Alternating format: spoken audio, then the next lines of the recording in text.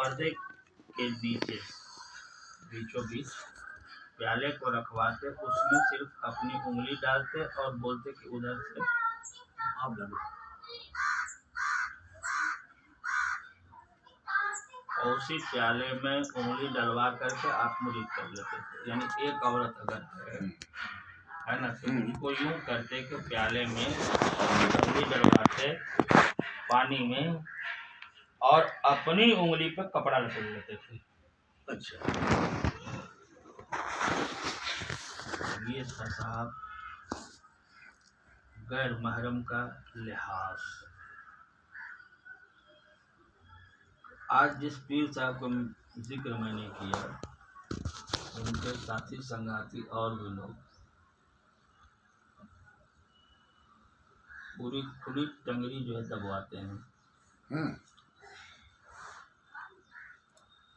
जी, हमारे मुरीद वो इंतकाल कर गए, बम्बई रहती थे। उनकी वालिदा एक मरतबा एकदम सही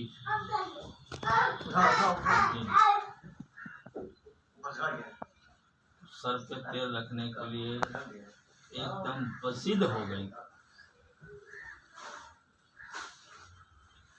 तो हमारे मुरीद के वालिद थे,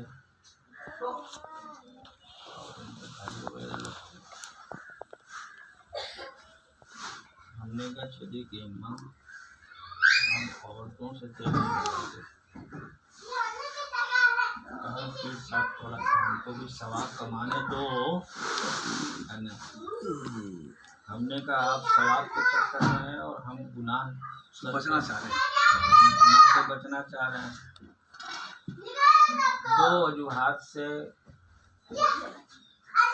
जायज़ ही नहीं कि मैं आपसे सर पर तेल रखूं। आप गैर महरम शरई तौर पे आपसे मैं नहीं रखवा सकता। दूसरी बात कि उम्र में भी आप इतनी बड़ी हैं कि हमारे माँ के दाखिल हैं, तो अखलाकी तौर पे भी मुझे ये पसंद नहीं है। यानी शरई और अखलाकी दोनों तकादों से मैं उन पीरों में नहीं हूँ जो मुरीदों से औरत जो मुरीदा हैं ये लाइए वो कीजिए, हाँ, सर दबवा रहे हैं, पैर दबवा रहे हैं, मालिश करवा रहे हैं, तो हम उन पीरों में से नहीं। मेरे बुजुर्गों ने इसे जायज़ करार नहीं दिया है, शरीयत ने इसे जायज़ करार नहीं दिया है। तब जो है हमारे मुरीद के जो अब्बा थे, मेरे लड़के मास्टर साहब को, मेरे के मास्टर हजरत मोहम्मद रहने थे, और जब तक तेल लगी नहीं हजरत सोनी नहीं, नींद न आई, आदत है तेल पूरा हो सर में, तो सर पे तेल रखे फिर तलवा में तेल लगाया, सो गए। बगैर शरीयत के पाबंदी के, शरीयत पे अमल किए बगैर कोई वली हो ही नहीं सकता। आप हवा में उड़ सकते हैं,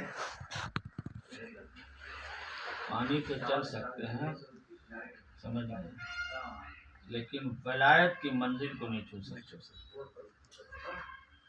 एक नहीं, जितने औलियाए कराम गिर रहा है हमारे बाहर जा रहा है, उसको पहले किया, धीरे धीरे सबका एक ही फंडा है कि पहले शरीयत की पाबंदी करो।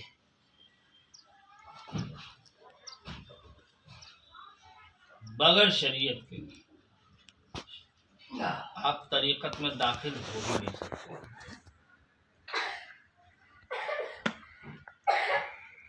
अगर ऐसा ना होता तो लोग जो है बयान करते हैं कि गौसे पाक माँ के पेट से ही 18 पारे पढ़ा, और छोटे से खेल रहे थे तो छत से जो है हज बैतुल्ला का नज़ारा कर रहे थे, पैदा हुए तो रोजा रखे, तब भी तुमको समझ में नहीं आता है कि शरीयत के कितने बड़े पाबंद थे कि पैदा हुए और शरीयत का अमल करना शुरू कर दिए।